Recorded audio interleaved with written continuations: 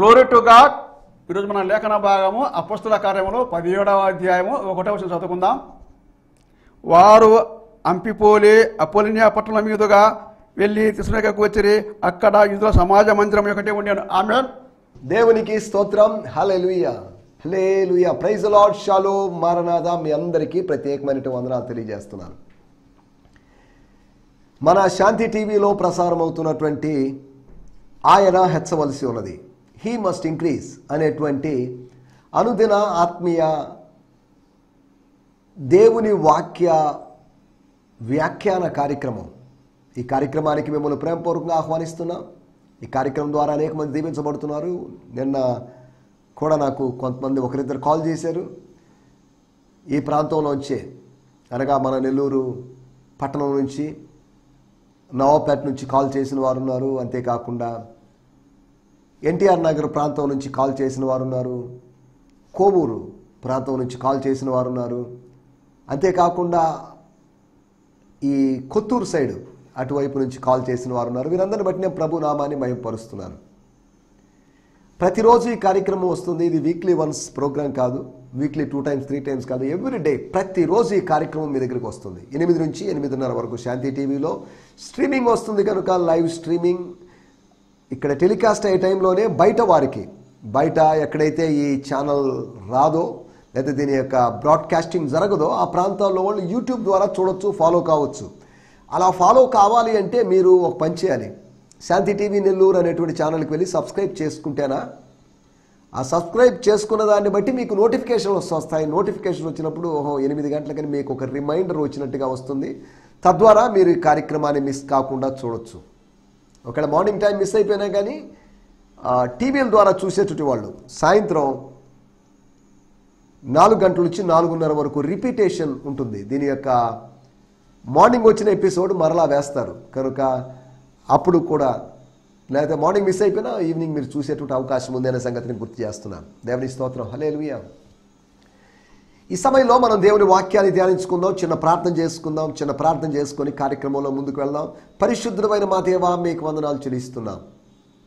ఈ సమయంలో మీ సన్నిధికి వచ్చాం. మీ సన్నిధిలో సంతోషం ఉంది, మీ సన్నిధిలో ప్రత్యక్షత ఉంది, మీ సన్నిధిలో స్వస్థత ఉంది, మీ సన్నిధిలో అనేకమైన మేళ్లు దాగి ఉన్నాయి. అందును బట్టి మీకు వందనం చేయిస్తున్నా. నీ మందిరంలోని ఆనంద ప్రవాహము చేత మీరు మమ్మల్ని తృప్తిపరిచే దేవుడివి. ఈ సన్నిధి ఇక్కడ ఉంది, అందును బట్టి మీకు వందనం చేయిస్తున్నా. ఈ కార్యక్రమం చూస్తున్న వారందరి కొరకై మీకు వందనాలు. వారిని మీరు పేరున మీరు దీవించండి, వారి అవసరతలు మీరు తీర్చండి. తండ్రి, మీకు వందనాలు చెల్లిస్తున్నా. వారి ఆత్మీయ, శారీరక, మానసిక, ఆర్థిక పరమైన విషయాలన్నింటిలో, అన్ని రంగాల్లో వారికి మీరు తోడుగా ఉండమని అడుగుకుంటున్నా. తండ్రి, మీకు వందనాలు చెల్లిస్తున్నా. సమయంలో మీరు మాతో మాట్లాడండి, మమ్మల్ని బలపరచండి, మమ్మల్ని ధైర్యపరచండి. మమ్మల్ని అధైర్యపరిచేటువంటి పరిస్థితుల మధ్యలో, సందర్భాల మధ్యలో, ప్రజల మధ్యలో మేము ఉంటుండగా we need your encouragement Lord. మమ్మల్ని ఈ ఆత్మీయ ప్రయాణంలో ముందుకు నెట్టమని, ముందుకు త్రోయమని మేము వేడుకుంటున్నాం. మొరాయించి కదలలేక, ముందుకు సాగలేక స్తంభించిపోయిన మా పరిస్థితులని మీరు ఎరుగున్నారు కనుక మీ దగ్గర నుంచి మాకు ఒక పుషింగ్, ఒక కిక్కింగ్, మాకు ఒక హిట్టింగ్ కావాలి. తద్వారా మేము ముందుకు సాగాలి, మా వేగం పెంచుకోవాలి. అందును బట్టి మీకు వందనం చేయిస్తున్నాం. ఈ సమయంలో ప్రభువా, శాంతి టీవీలో కార్యక్రమం చూసి కాల్ చేసినటువంటి మీ దాసురాలు, ప్రియ సహోదరి జయమ్మ చలపతి గారి కొరకు ప్రార్థన చేస్తున్నాం. మీ కుమార్తెకు ఉన్నటువంటి ఆ బాడీ పెయిన్స్, ఇతర బలహీనతలన్నిటినీ మీరు తొలగించండి. తన జీవితంలో మీ కార్యము జరిగించమని అడుగుకుంటున్నాం ప్రభువా. ఈ దినాల్లో సీజనల్గాను లేకపోతే వేరు కారణాలను బట్టి ప్రజలు వేరు బలహీనతలకు గురవుతున్నారు. శరీరమును సృష్టించిన వాడివి, శరీరం మీద అధికారం కలిగిన వాడివి, శరీరమును నాశనం చేయగలిగిన వాడివి కనుక, శరీరమును ఆలయంగా మలుచుకోగలిగిన వాడివి కనుక ఈ సమయంలో బలహీన దేహములతో ఉన్న మమ్మల్ని అందరినీ మీరు దర్శించమని అడుగుకుంటున్నాను.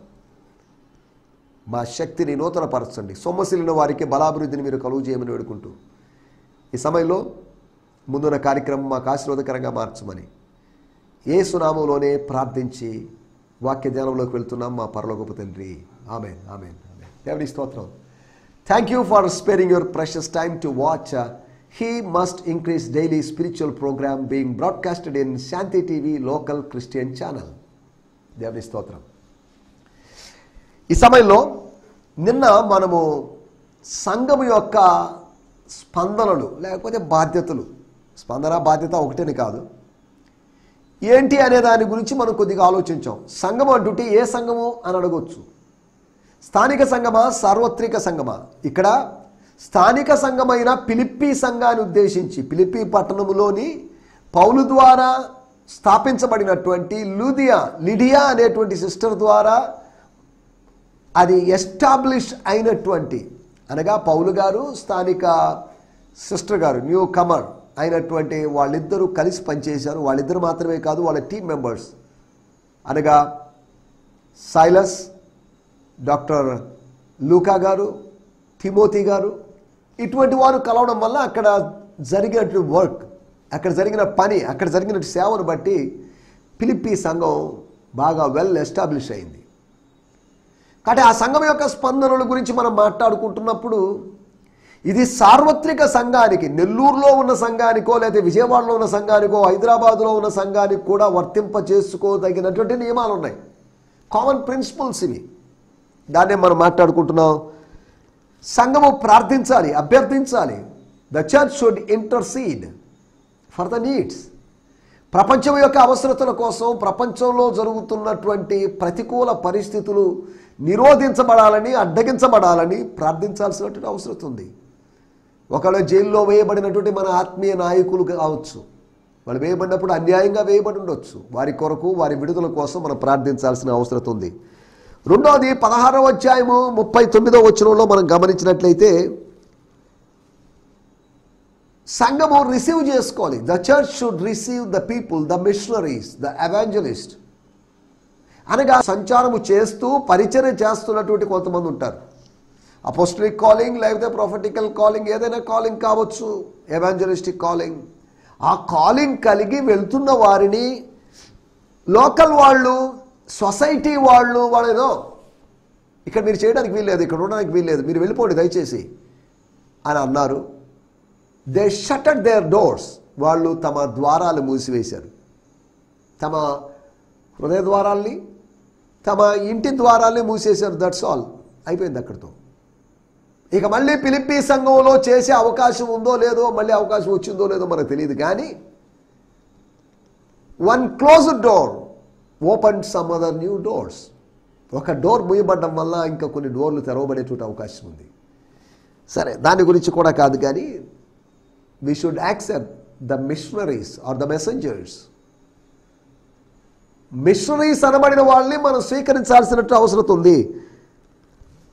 16వ అధ్యాయము 40వ వచనంలో మనం ఆలోచించాం. ఆదరించబడాలి. కొత్తగా వచ్చిన విశ్వాసులు, న్యూ కమర్స్, న్యూ కన్వర్ట్స్, వాళ్ళు ఆదరించబడ్డారు. వచ్చినటువంటి మిషనరీల చేత ఎవరినైతే అంగీకరించారో, ఆహ్వానించారో వారి చేత ఆదరించబడ్డారు.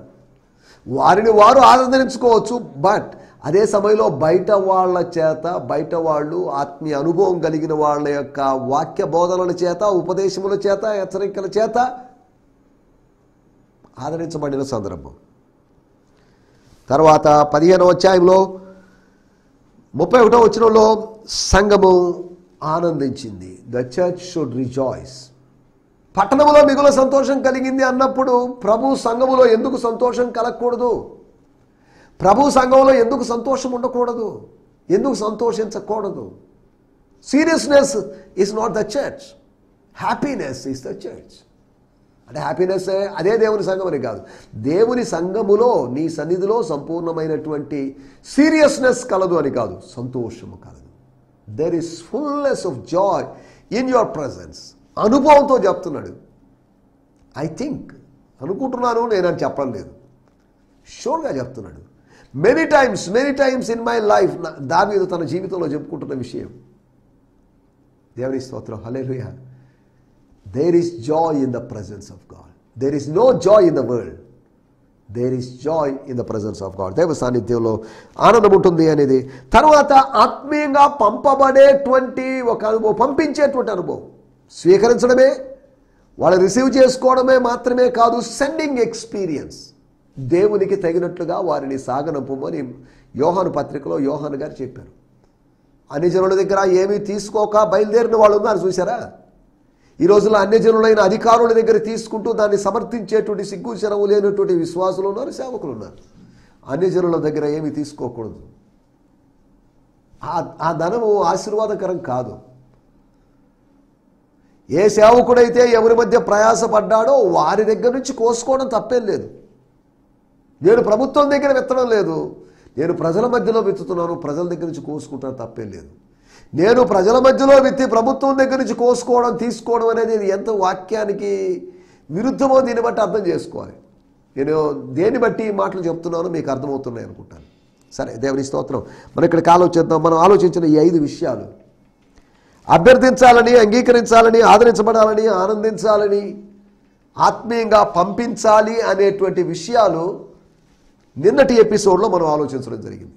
రండి ఈ దినము మరొక అధ్యాయంతో, అనగా అపోస్తల కార్యములు 17వ అధ్యాయంలో మనం ప్రవేశించబోతున్నాం. 16 అధ్యాయాలు పూర్తి చేసుకోవడానికి ప్రభు సాయం చేశాడు. 16వ అధ్యాయంలో ప్రభు కృపను బట్టి ఇంచుమించు 31 సందేశాలు జనవరి మొత్తం మనం దీని గురించి మాట్లాడుకున్నాం. ఇప్పుడు మనం ఫిబ్రవరి మంత్లో మనం ఎంటర్ అయ్యాం కనుక, ఎంటర్ అయ్యి కూడా 3-4 రోజులు అయింది కనుక మనం ఈ సమయంలో అపోస్తల కార్యములు 17వ అధ్యాయం, ప్రభు చిత్తమైతే ఈ నెలంతా మనం ఈ 17వ అధ్యాయం ధ్యానించుకుందాం. తర్వాత మార్చి నెలలో 18వ అధ్యాయము అపోస్తల కార్యం అంతా మనం పూర్తి చేసుకోవాలి. అపోస్తల కార్యం ఇంచుమించు మంచి అండర్స్టాండింగ్ మనకు ఏర్పడాలనేది నా యొక్క ఉద్దేశం. సరే, దేవుని స్తోత్రం. మన ధ్యానం నిమిత్తమై అపోస్తల కార్యములు 17వ అధ్యాయము 1వ వచనము, book of acts 17th chapter verse 1.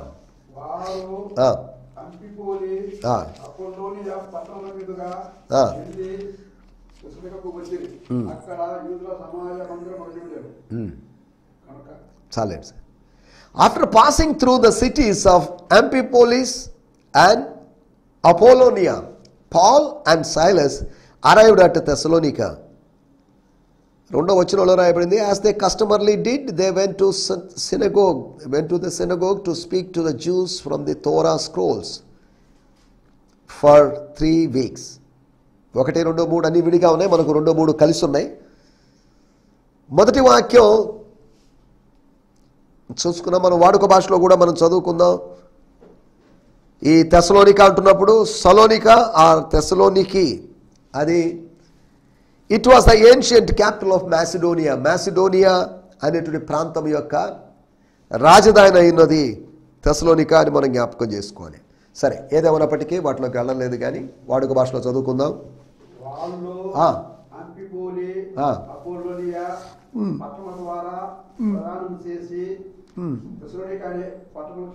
తెసలోనిక అనే పట్టణానికి చేరుకున్నారు. అక్కడ యూదుల సమాజ మందిరం ఉంది. సమాజ మందిరం అన్యజనులది కాదు, సమాజ మందిరం గ్రీసు దేశస్తులది కాదు, సమాజ మందిరం యూదులది. అంటే అది యూదుల యొక్క దేవాలయం కాదు, యూదుల యొక్క ప్రార్థనా మందిరం. ఏ విధంగా ప్రతి మతానికి ఏవో ప్రార్థనా మందిరాలు, టెంపుల్స్, మాస్క్ లేదా గురుద్వారాస్ ఇటువంటివి ఉన్నట్టుగా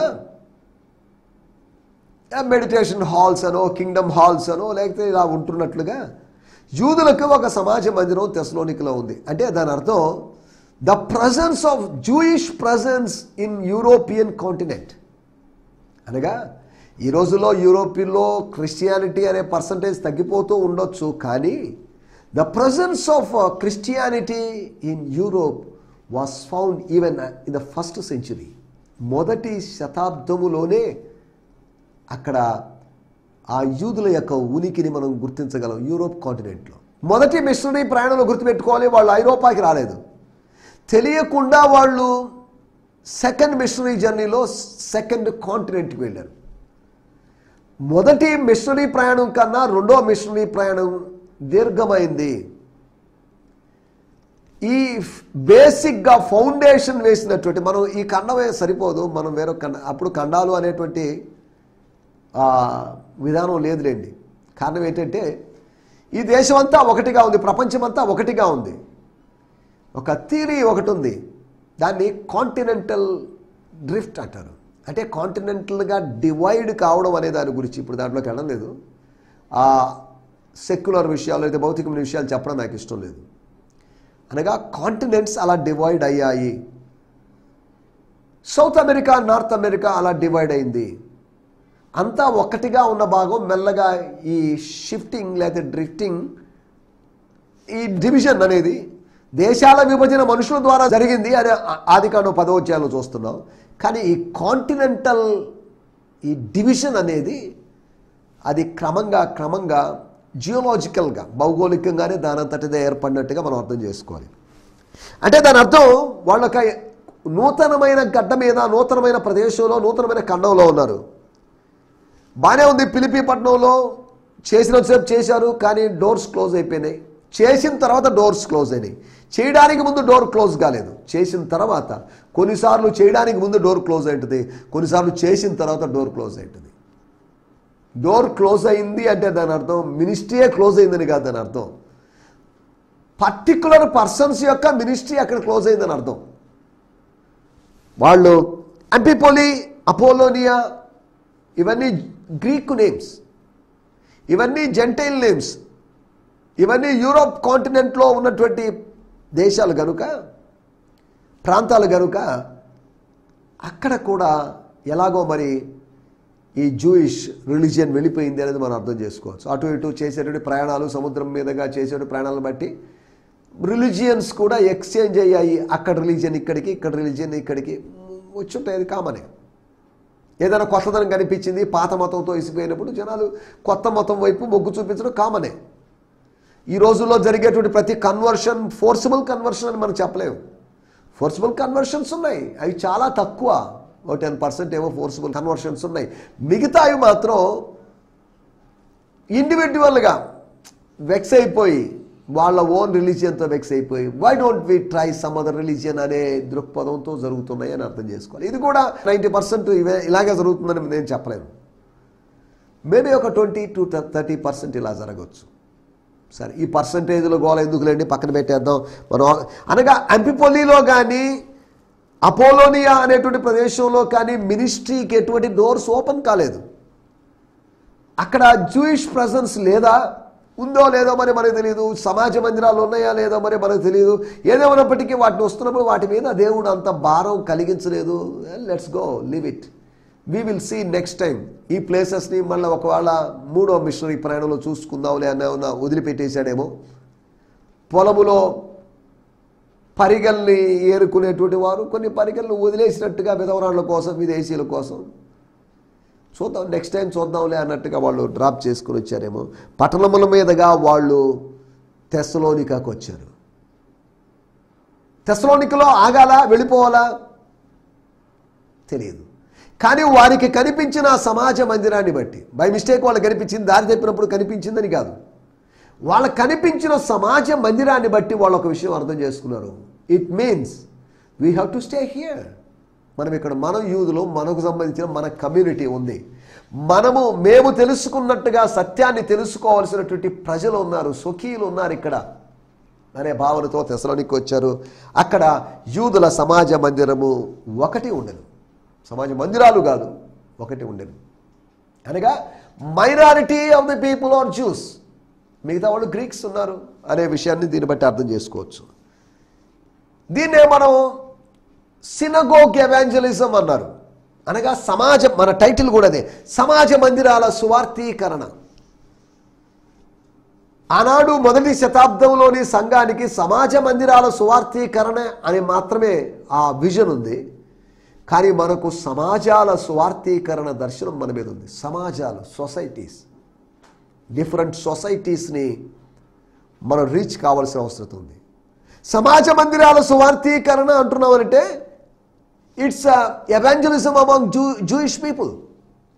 యూదుల మధ్యలో సువార్తీకరణ అనగా దాని అర్థం ఏంటంటే ఏర్పరచబడిన వారి మధ్యలో దేవుడు ఎవరినైతే ఏర్పాటు చేసుకున్నాడో, దేవుడైతే ఎవరినైతే ఏర్పాటు చేసుకున్నారని ఎవరైతే అనుకుంటున్నారో ఆ చోజన్ పీపుల్, ఇంకా గమ్యస్థానాన్ని చేరని ప్రజల కోసం మనం పరిచయం చేయాలి. సంఘానికి వచ్చినంత మాత్రం వాళ్ళు పర్ఫెక్టే కావడం లేదు. సంఘానికి వచ్చిన వాళ్ళలో కూడా ఎంతమందికి రక్షణ నిశ్చయిత, రక్షణ ఆనందం ఉంది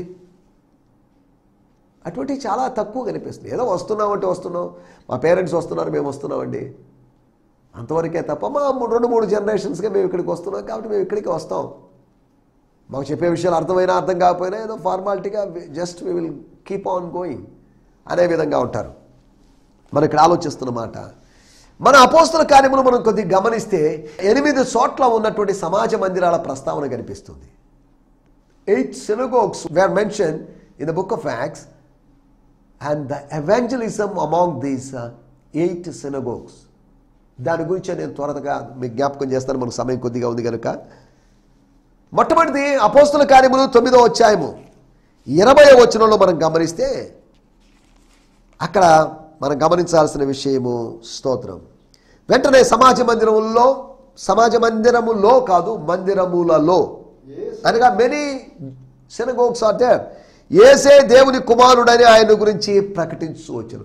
సమాజ మందిరాలకన్నిటికీ ఒకటే మెసేజ్, యేసుక్రీస్తు అందరికీ ప్రభువు అనే మెసేజ్ సమాజ మందిరానికి కాదు, ఒక అన్యజనుల యొక్క ఇంటికి, అన్యజనులకు మెసేజ్. కానీ ఆత్మీయులు అనబడిన వాళ్ళకి, ఏర్పరచబడిన వాళ్ళకు ఉన్నటి కామన్ మెసేజ్ ఏంటి, ఇంపార్టెంట్ మెసేజ్ ఏంటి అంటే, ఇంపార్టెంట్ మెసేజ్ ఇదే, యేసే దేవుని కుమారుడై ఉన్నాడు, యేసే క్రీస్తై ఉన్నాడు. That is the message. అన్ని జనుల దగ్గర ఇచ్చిన మెసేజ్ వీళ్ళ దగ్గర ఇవ్వలేము, వీళ్ళ దగ్గర ఇచ్చిన మెసేజ్ అన్ని జనుల దగ్గర ఇంచుమించు మెసేజ్ అంతా సేమే, కాకపోతే దాంట్లో వేరు వేరు పాయింట్స్ మనం టచ్ చేస్తాం. ఒకటి సినగోగ్ అట్ డెమస్కస్. రెండో విషయాన్ని మనం గమనిస్తే అపోస్తల కార్యములు 13వ అధ్యాయము 5వ వచనంలో మనం గమనించినట్లయితే 13వ అధ్యాయము 5వ వచనములో వారు సలమీలో ఉండగా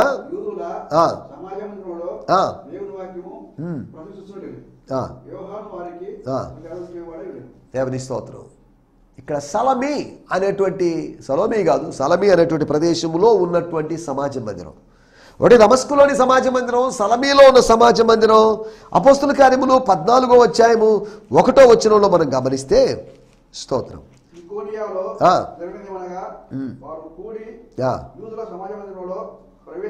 వారు కూడి యూదుల సమాజ మందిరంలో ప్రవేశించారు. దేవుని స్తోత్రం. సమాజ మందిరంలో ప్రవేశించి తేటగా బోధించారు కనుక అనేకులు యూదులను గ్రీసు దేశస్తులను విశ్వసించిరి. స్తోత్రం. మనం పని చేస్తే కొంతమంది విశ్వసిస్తారు. ప్రభువు చేత ఆయన యొక్క అనాది సంకల్పాన్ని బట్టి కొంతమంది ఏర్పాటు చేయబడిన వాళ్ళని మనం గుర్తిస్తాం. మూడోది ఈకోనియాలో సినగోగ్ లేదా సమాజ మందిరం. తర్వాత అపోస్తల కార్యములు 17వ అధ్యాయం మనం చదువుకున్న మూలవాక్యం తెస్సలోనికలోని సమాజ మందిరం. ఐదవది అపోస్తల కార్యములు 17వ అధ్యాయము 10వ వచనంలో మనం గమనిస్తే 17వ అధ్యాయము 10వ వచనం. స్తోత్రం.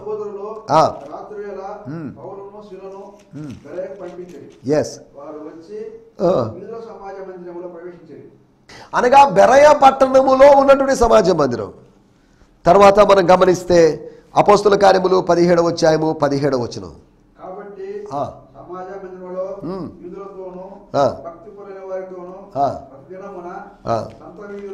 చాలండి. ఇక్కడ ఎథెన్స్ అనేటువంటి ప్రదేశములోని సమాజ మందిరాల యొక్క ప్రస్తావన. ఆనాటి సివిలైజేషన్ క్లైమాక్స్కు చేరినటువంటి హైయెస్ట్ లేదా గుడ్ సిటిజన్ సివిలైజేషన్లో ఉన్నటువంటి ఆ ప్రదేశం ఆ ఎథెన్స్ నగరం. అక్కడ జరుగుతున్నట్టు విషయం, అక్కడ సమాజ మందిరం ఒకటి ఉంది. అనగా యూదులు వెళ్ళారు, దే లిటిల్ బిట్ ఎస్టాబ్లిష్డ్ అని. దీన్ని బట్టి అన్యజనుల మధ్యలో యూదులైన వారు అక్కడికి వచ్చి వీళ్ళైతే అక్కడ ఉన్నటువంటి సందర్భం. దాని ద్వారా ఈ సమాజ మందిరాలు ఉండడాన్ని బట్టి సేవకులైన వారికి ద్వారాలు తెరవబడినట్టుగా ఉంది. మనకంటే ముందుగా నిర్ణయించబడిన సమాజ మందిరాల్లో మనం పరిచయం చేయొచ్చు. మన కోసం మనకంటే ముందుగా పంపబడిన లేకపోతే ఉంచబడినటువంటి మనుషుల దగ్గరికి మనం వెళ్ళే అవకాశం ఉంది. తర్వాత ఏడవదిగా మనం ఆలోచిస్తే అపోస్తల కార్యములు 18వ అధ్యాయము 8వ వచనం. స్తోత్రం. అపోస్తల కార్యములు 18వ అధ్యాయం 8వ వచనం.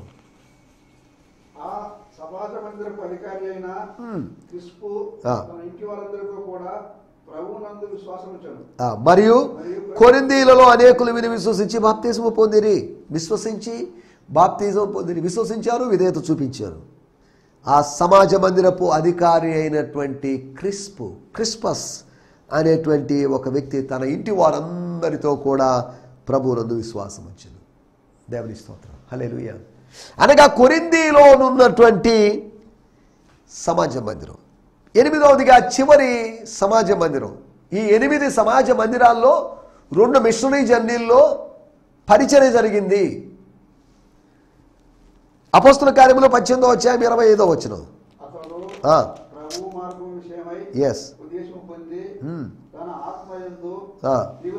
తీవ్రపడి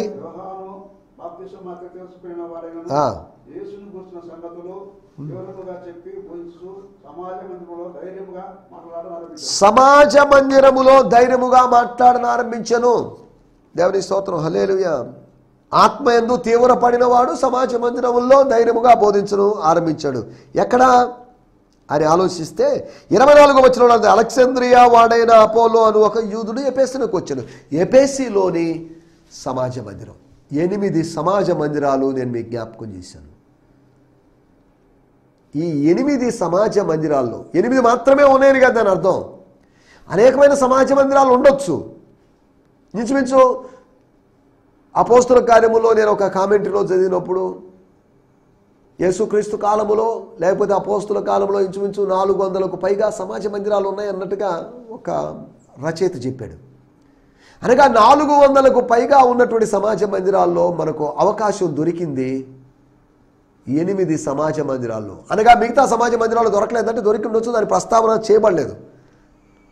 అనగా మన కోసం దేవుడు ముందుగా కొంతమంది 4 రన్నర్స్ని 4 రన్నర్ లాంటి పరిస్థితుల్ని ముందుగా వెళ్ళినట్టు వాడు ఉన్నారు. ముందుగా మన కోసం కొంతమందిని దేవుడు సిద్ధపరిచాడు. దేవుని స్తోత్రం, hallelujah. They cleared the way.